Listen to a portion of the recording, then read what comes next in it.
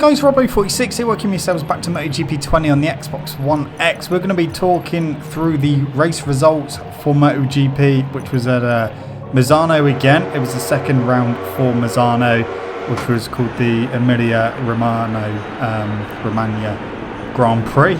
Easy for me to say, we'll just call it Misano 2 because it's a hell of a lot easier. So I'll be doing a full race distance in this video using Maverick Vinales. So yeah, the full 27 laps in this video, and we will be going through all the classes. We'll only briefly talk about Moto E, but yeah, it was round 2 for Misano, but or the second race at Misano even. But yeah, it was a we had good races in all the categories around here. So Moto E was interesting because the championship leader Dominic Agata ended up getting taken out.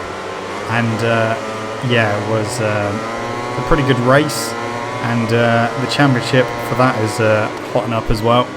But we're going to go to Moto 3 for this one to begin with, which was another classic Moto 3 race. It was hectic, and yeah, it was just classic Moto 3.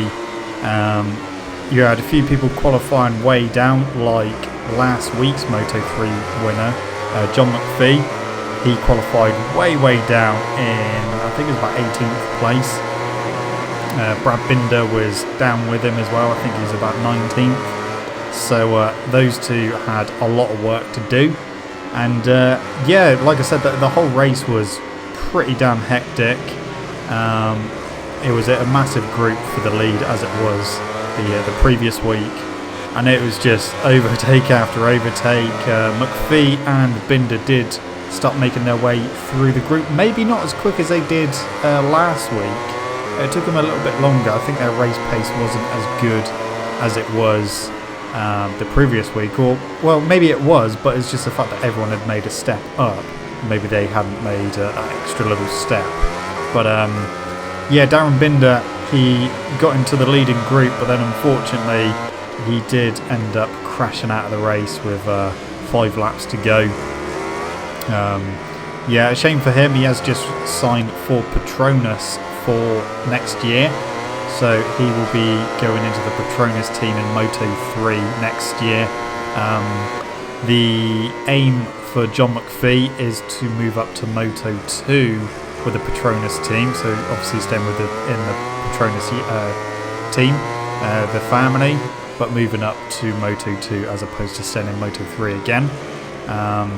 But yeah, John McPhee, he just didn't quite look like he had the pace that he had the previous week. He did get up, I think he got to about 6th place at one point, but then he just started getting beaten up towards the end of the race and ended up down in 10th position. But the winner of the race was a resurgent Romano Fenati. He got his first win of the season. He got his first win with Husqvarna as well. It's the Sterogada Max Racing team, so Max Biaggi's team. But yeah, that's his first win in Moto 3 for a little while. Obviously, it was here at Misano where that infamous incident happened between him and Stefano Manzi in Moto 2, where Fenati leant across and put Manzi's brake on down one of the straights and nearly locked up his front wheel. But yeah, Fenati had he came back to Moto 3 last season, and he definitely calmed down a lot. There was one race where he knew that he'd track extended. I think it might have been at Qatar actually, and he got the warning. But just to doubly make sure, he decided to do the long lap penalty anyway. Even though he didn't have to, he literally just got a warning, but he thought, just to make sure, he decided to take it anyway. So we kind of seen a different side to Fenati now. He's a lot less aggressive than what he used to be. Don't get me wrong, he'll still get his elbows out, but he's not like barging people out the way like he used to. And he done a very calm and calculated race on Sunday, and yeah, he went on to take the win ahead of compatriot Vietti, who came through to second. Now you may remember last week at the first Misano race, Vietti got taken out, so he didn't manage to back up his win from the previous round last week. His race came to a premature end. But yeah, he ended up finishing in second place. Albert Arenas was doing his best to get towards the front and try to control the race. But again, I don't think his pace was quite where it needed to be. And on the last lap, he got beaten up a little bit. And it was his main championship rival, Ayogura, who managed to just sneak third position. If the line had been a little bit further down the start-finish straight, then I think that Arenas would have got third position. But Ogura just managed to hold on to it and claim third position. So that was your top three. Finati won, from Vietti in second, and Ayogura took third position. Albert Arenas did get fourth, so still a decent result for him. Just obviously he wasn't able to get onto that podium. Masia finished down in fifth position, just behind Arenas. Then you had the pole sitter Raul Fernandez finish just behind Masia in sixth. Then seventh you had Dennis Onchu, so a pretty good result for Dennis there. Eighth was Mino. Then you had Toba in ninth. 10th was John McPhee. Like I said, he got beaten up quite a bit in that race. Didn't seem to have the pace that he had last weekend.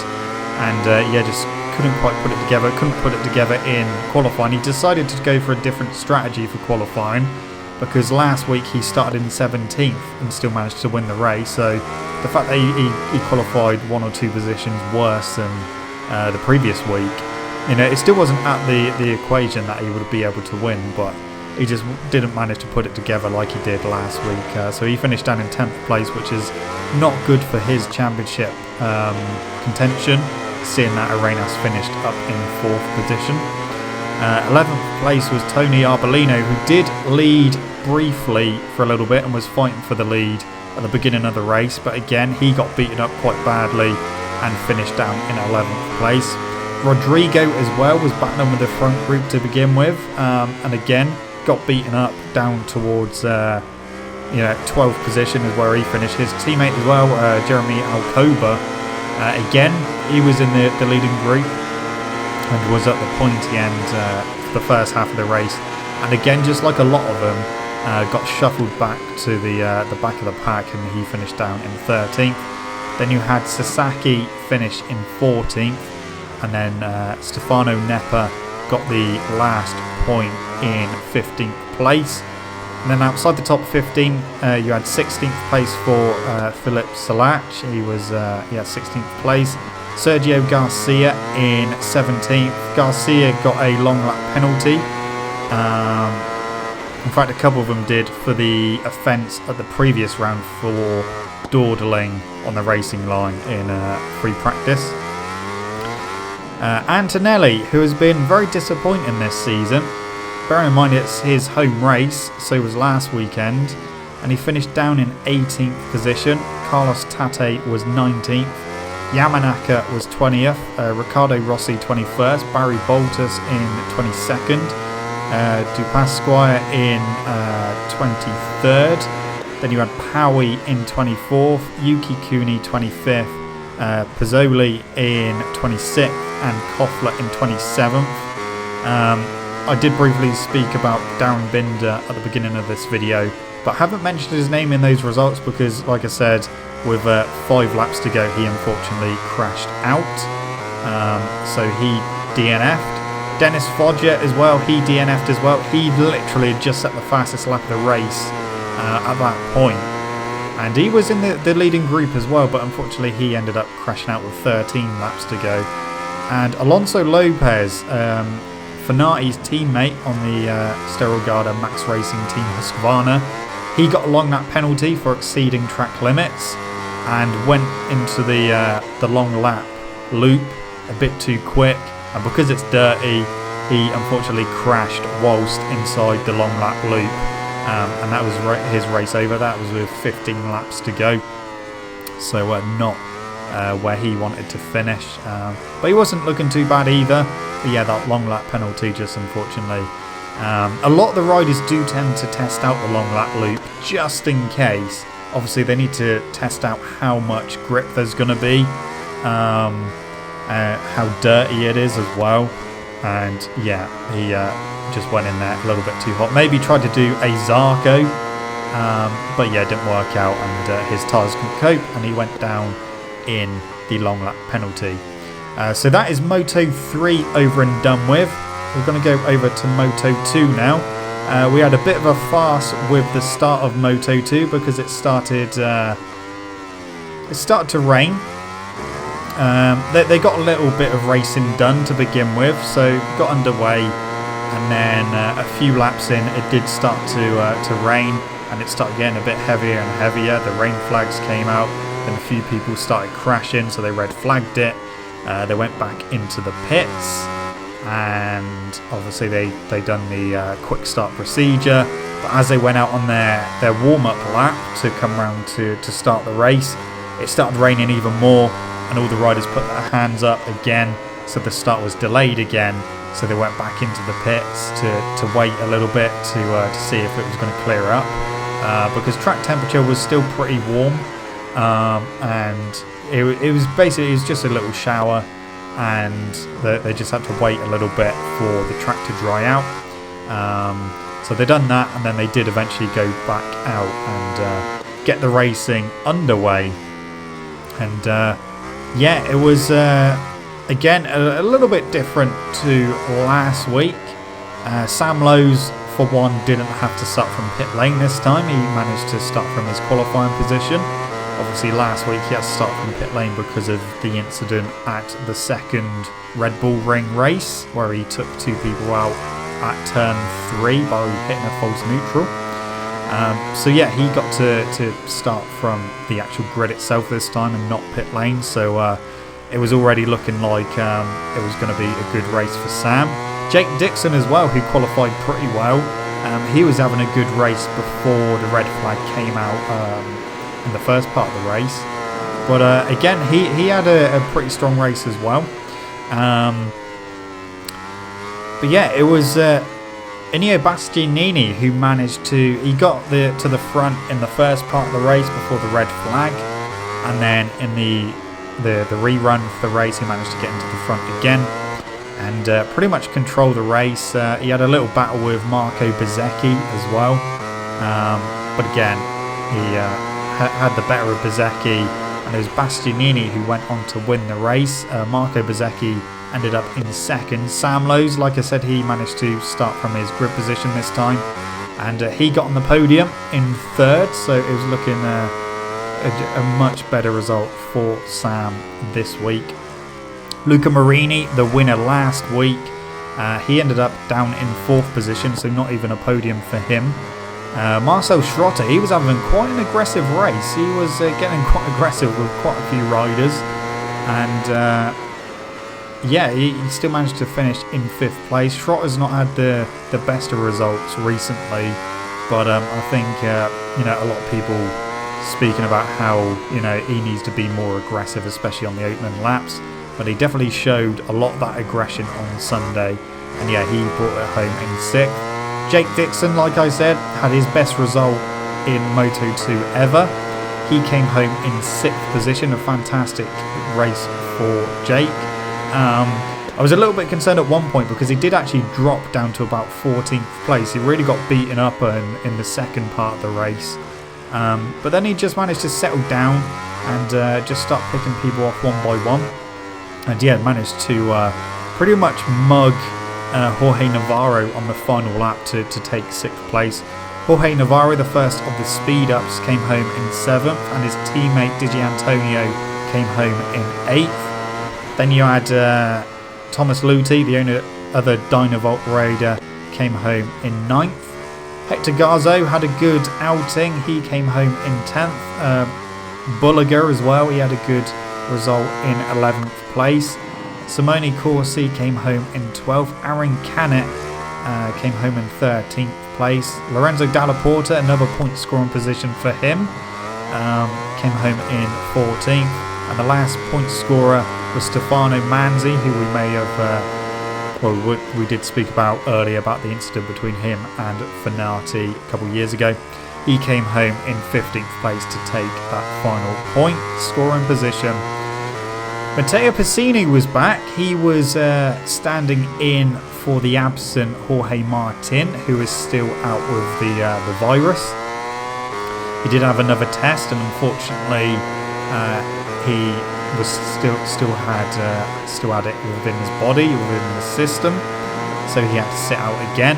And yeah, Matteo Pessini, obviously it's his home race, so the Red Bull KTM IO squad got hold of Pessini and offered him a wild card, which he obviously accepted, and he came home in 16th place. Marcos Ramirez came home in 17th place, and you had Augusto Fernandez in 18th place, which is pretty disappointing for Fernandez, expecting a bit more from him this season. Siren was 19th place, and you had Edgar Pons in 20th, Chantra in 21st, Bo Ben Snyder in 22nd, Nagashima, who hasn't been feeling that great, had a few crashes during the weekend as well. He was 23rd. Izdaihar came home in 24th, and Lorenzo Baldassari came home in 25th place. I don't know what's going on with Baldassari at the moment. He really he's gone off the boil. Ever since he left the VR46 Academy, his results have just plummeted. He obviously thought that leaving the academy would be the best option, but unfortunately it's not working out that well for him. Maybe, in hindsight, maybe he shouldn't have left, but you don't know until you try these things. So it wouldn't surprise me if he does end up going back to the academy, if they'll have him back. And you may see his results start to improve if he does. Right, a few non-finishes. You have to forgive me for the pronunciation of this one, but B. Sikriski, I think. He DNF'd, a Polish rider. Then you had Xavi Vierge, who was pretty strong. He led a bit of the race and he was fighting at the front, but unfortunately he went down. In fact, he got collected by Marcel Schrotter. Speaking about how aggressive Schrotter was, Schrotter did collect Vierge. No further action was taken towards Schrotter. It was deemed as a racing incident, but unfortunately for Vierge, he went down and DNF'd. Joe Roberts as well, he ended up crashing out as well, and so did Kazma Daniel as well.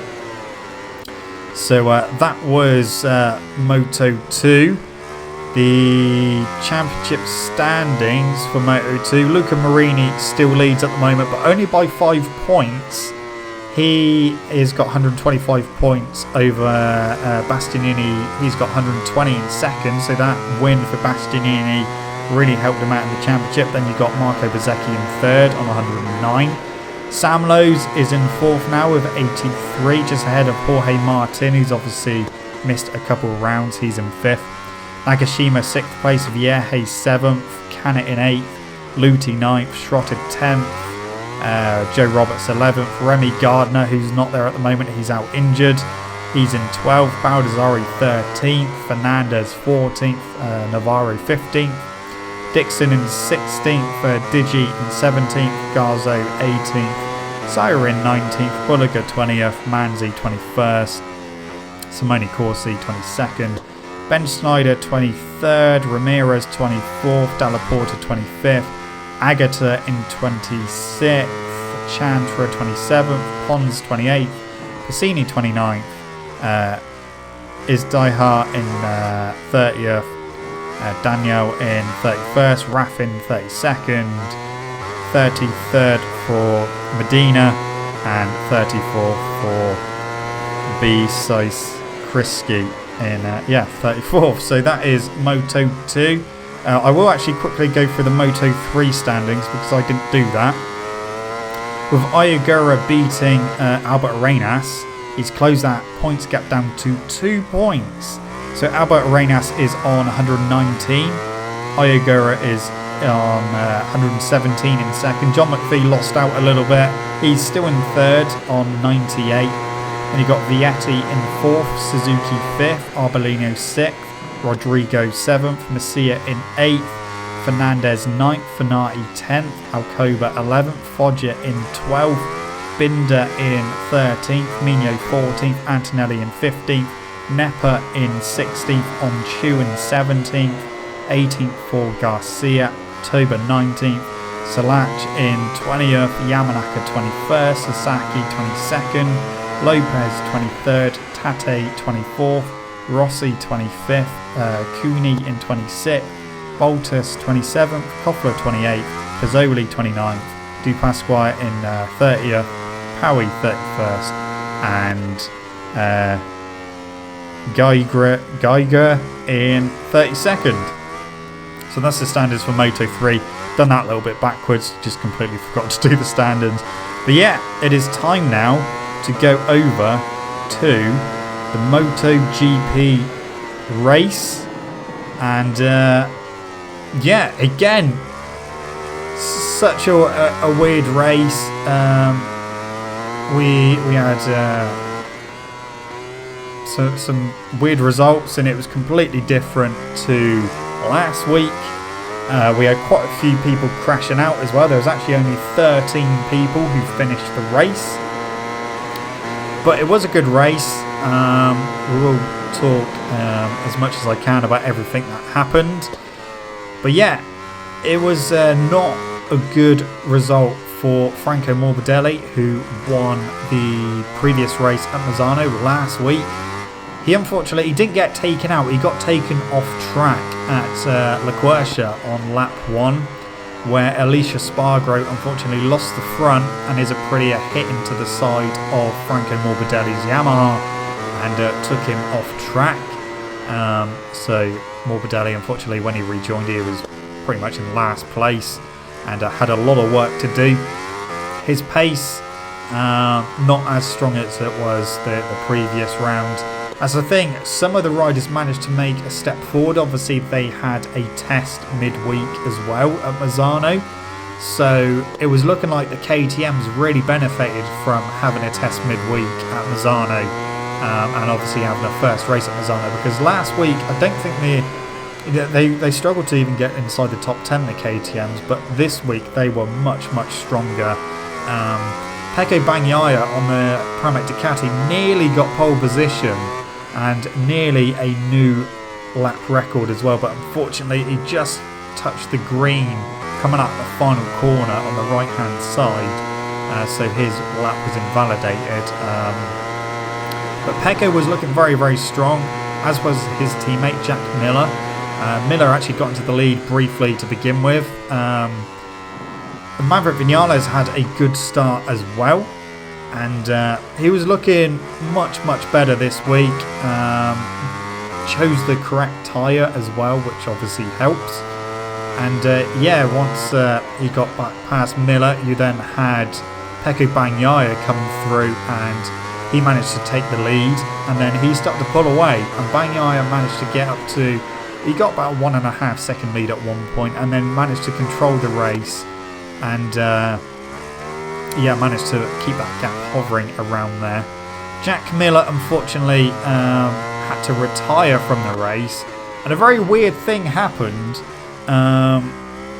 One of Fabio Quartararo's tear-offs got sucked into the bike's air intake and basically blocked the air filter, which then starved his bike of oxygen, which then forced him to retire. So obviously he didn't really have any power coming through his engine because no oxygen going through. So he had to retire, unfortunately, and he was looking pretty good until that point. They did, obviously, when he got back to the garage, they figured out what was wrong and managed to get the tear off out of Miller's bike.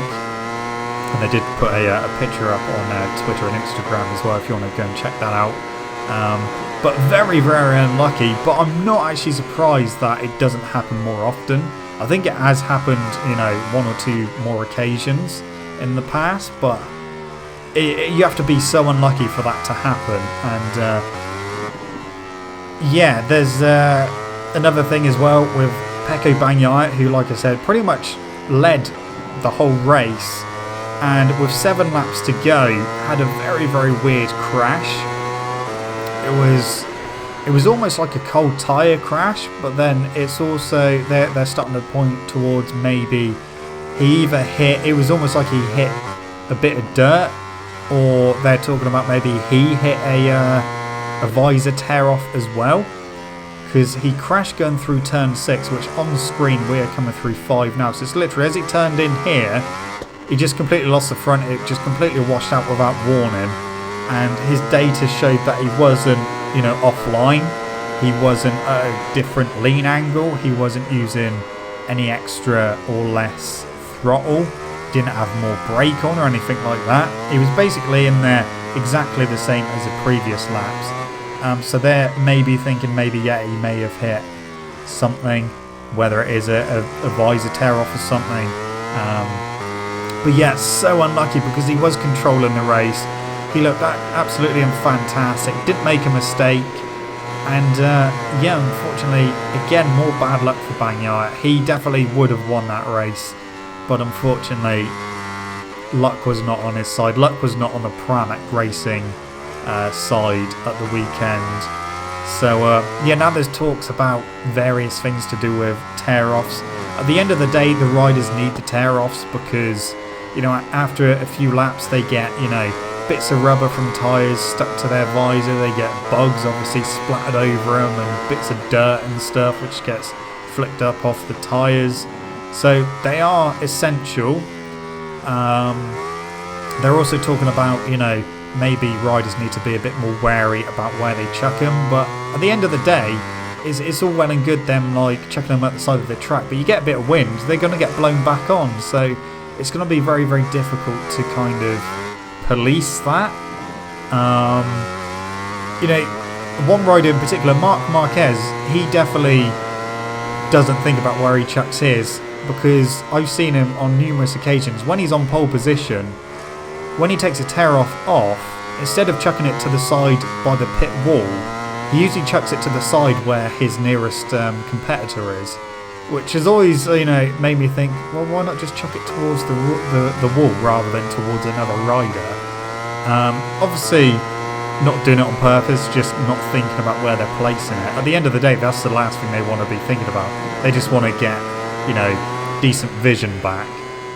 So hence why they take one off. They usually have about 3 on their helmet per session, per race. And obviously they can only really do it at certain parts of the track because they don't want to do it when they're going around a corner. So they generally wait until they're on a straight where they can do it quickly without thinking or losing too much time. So that's a completely different argument. Personally, you know, the riders need them, because if they don't have them, then eventually, you know, they're going to have just a build-up of crap all over their visor. I know back in the olden days, they obviously didn't really use them or anything. But, you know, it is still a safety aspect as well, because it's impeding on their vision if they do have stuff all over their visor.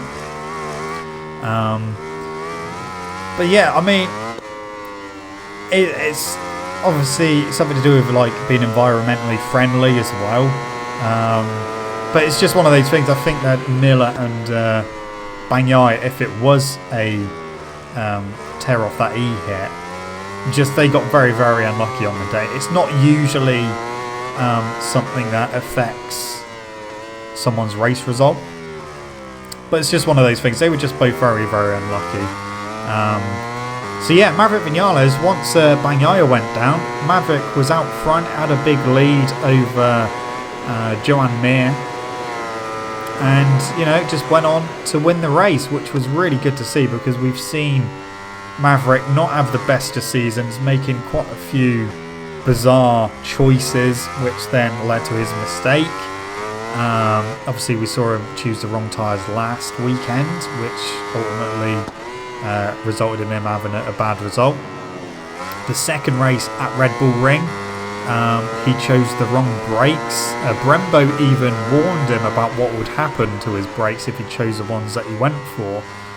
and he was pretty much just waiting for it to happen in the race, and then eventually his brakes failed, which is kind of expecting to happen.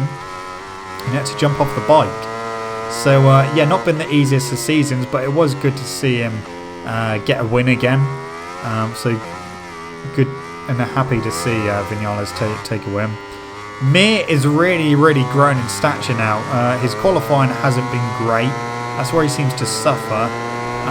But he managed to fight his way through the riders and come home in second place. He was fighting with Paul Espargaro for a little bit. And you had Quartararo as well. You had those 3 riders in a little battle. And Quartararo was trying his hardest to get past Pole. But because of the Yamaha being down on top speed, he couldn't quite manage it. He could catch him in the corners, but obviously a KTM was in the way. And then on acceleration, the KTM is stronger, and Quartararo just unfortunately couldn't get through. Along came Mir, which is obviously he's on a Suzuki, and he managed to blast past Quartararo, and then he managed to get past Espargaro as well. So Joan Mir came home in second place. Obviously off the back of a podium which he got at the previous round. Paul Espargaro, what a difference a week makes. Obviously he struggled last week. This week he managed to come home in third place on the podium. Then you had Quartararo, who came home in fourth place. He did actually finish in third, but because he had a track limits warning during the race, he then went on the green with a couple laps to go, and the long lap penalty came up on his screen. He didn't see it, didn't do it on the final lap, and so yeah, he ended up getting a 3-second penalty, which did drop him from third to fourth. He obviously wasn't happy, but you know, they showed where he went on the green, and both wheels were on the green. So, you know, rules are rules. We saw Jorge Martin and Moto2 get penalised on the final lap at Red Bull Ring when he put 2 wheels on the green on the final lap, so he's put back a place. And obviously they need to be more consistent with dishing out their penalties.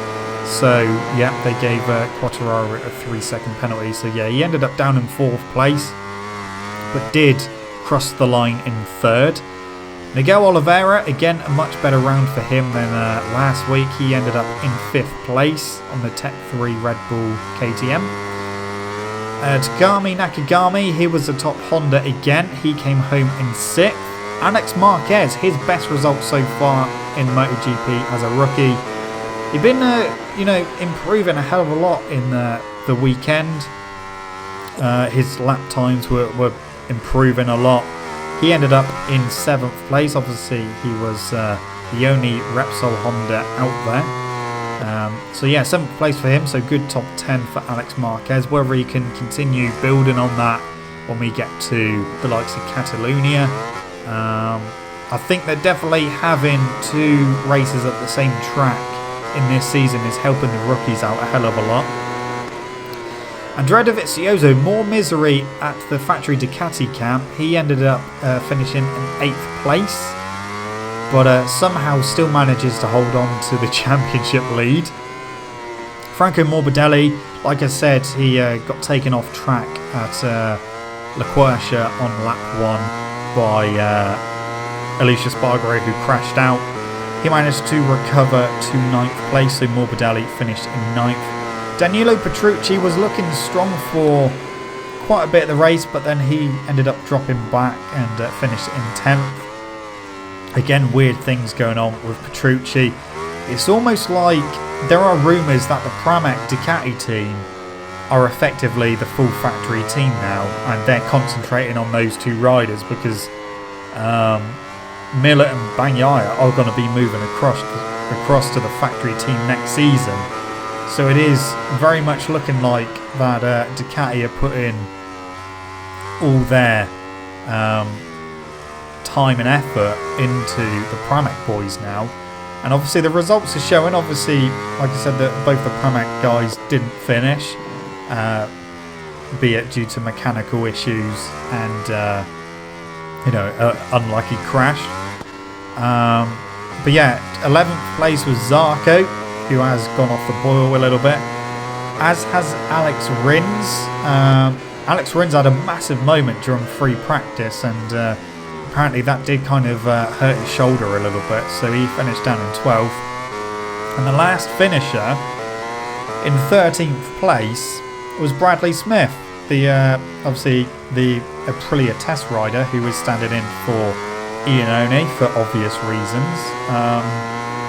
Yeah, so only 13 finishers.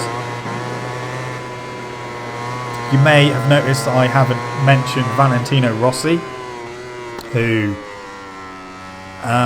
qualifying didn't go too well for him, and his pace was pretty much the same as what it was last week, although he did manage to put his fastest ever time around Misano in during FP3, so he managed to get through to Q2. But during the race he didn't look that comfortable, and unfortunately he ended up tucking the front and crashing out the race into turn 3.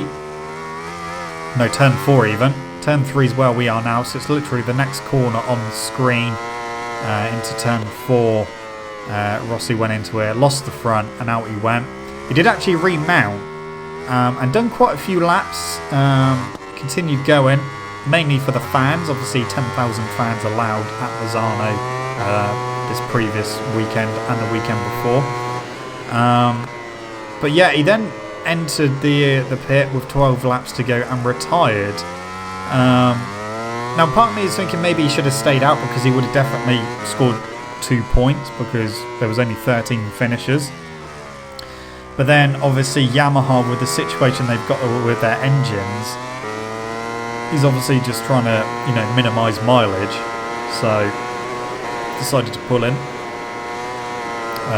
So yeah, you had Ika Lecuona as well with 3 laps to go. Such a shame for Lecuona. He at one point was up to 6th position, and he was fighting with his teammate Oliveira for a little bit, and he was looking very, very strong. Again, a rookie, and unfortunately 3 laps to go, Ika Lecuona went down. But that would have been his best result so far if he had finished, but unfortunately he didn't. Like I said, we've talked about Bagnaia, what happened to him with 7 laps to go, him losing the front through turn 6.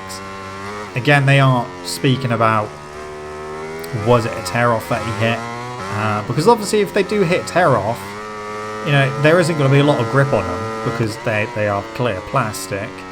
But the other end of it is, you know, usually the turbulent air kind of, you know, blows them off of lines, so it's a bizarre one. They'll have to keep looking at the data to kind of figure out what happened. I'm sure if he did hit a tear off, you know, the cameras would have picked that up. But yeah, so unlucky for Bagnaia. Again, feel so unlucky for him. He was very unlucky at Jerez when he would have got a 2nd place, and his bike had a mechanical and he had to retire. And unfortunately this time he crashed out of the lead after leading pretty much the whole race, or most of the race. And he looks so good on that bike as well. He's changed his riding style a bit, and he really fits that Ducati. So I think next season he's really going to be a force to be reckoned with, but he needs to get that first win under his belt. I've already spoken about Valentino Rossi, who crashed out and then eventually retired after remounting. Tito Rabat, you know, more woes for Rabat. He crashed out with 15 laps to go. I can't see Rabat staying there much longer, to be honest. And there is talks that Avintia might not even be on the grid next season. And I know that Rabat brings money to the team, but we've seen it in the past with Carol Abraham when he had a contract and he was bringing money to the team, and then his contract just got, you know, just blown out the water and replaced with Zarco. Jack Miller, we've already spoken about, ended up retiring due to a tear-off going into the air intake of the bike and starving the bike of oxygen. And Brad Binder as well, he got up to 3rd place, and then with 24 laps to go, unfortunately he ended up crashing out, but he was looking very strong, a lot stronger this week than what he looked last week. And Alicia Spargo we've spoken about as well, who crashed on the first lap through La Quercia and took Morbidelli off track. So that was the second race at Misano. Apparently Valentino Rossi has signed a deal with Petronas Yamaha now. Apparently we're expected to get that announcement at Catalonia this coming weekend. Apparently that is for only 2021 because there is more rumours going around that Petronas are not that happy with Yamaha. Apparently they're still not quite getting the same level of bikes that the factory team are having. They're not getting the same parts as them as well, which is what Hervé Poncereau from Tech 3 have spoken about in the past. And there's also rumours that maybe Petronas are going to be looking towards maybe having Suzuki's for 2022 onwards. So we could see a satellite Suzuki team in MotoGP, albeit they will be factory bikes. And the other thing is Yamaha do want a second team because they do use them for development purposes and that. So there's now more leverage for Valentino Rossi to get his team into MotoGP because, you know, a couple of seasons ago he said it's not going to happen. But now he's been asked again and it's sounding, you know, he is more and more interested in that happening. Obviously we've got these fast Italians coming through, proven winners from the academy now in MotoGP. So yeah, it's a project that I think he's going to look into. Maybe 2021 is going to be his last season and then he's going to just run his own team in the MotoGP category. Or maybe he'll do 2022, he'll be one of the riders in his own team and then he'll have one of his academy riders as a teammate. But it's, you know, it's not sounding as far-fetched as it once did. So we'll have to keep an eye out to see what happens with that. But again, like I said, that is just rumours at the moment. But we have finished this race now. So yeah, that was it for race 2 at Misano, guys. Let's just talk about the championship quickly. Dovizioso still leads, but only by 1 point at the moment. He's on 84. Quattro is in second, just 1 point behind in 83. He's joint on points with Vinales in third on 83 as well. Then we got Joan Mir in fourth position. He's on 80, so the top four separated by 4 points. Then Morbidelli is 20 points behind in fifth. Jack Miller sixth, 20 points behind as well, both on 64.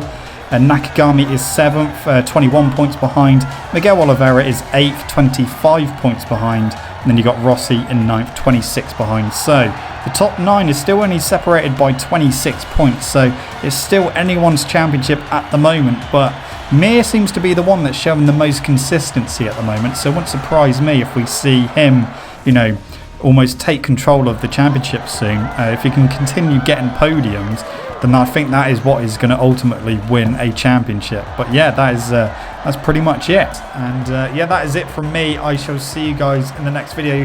Thank you so much for watching. Don't forget to subscribe to the channel if you haven't already for more two-wheel content. Don't forget to wash your hands and to stay safe. I shall see you guys in the next video. See you.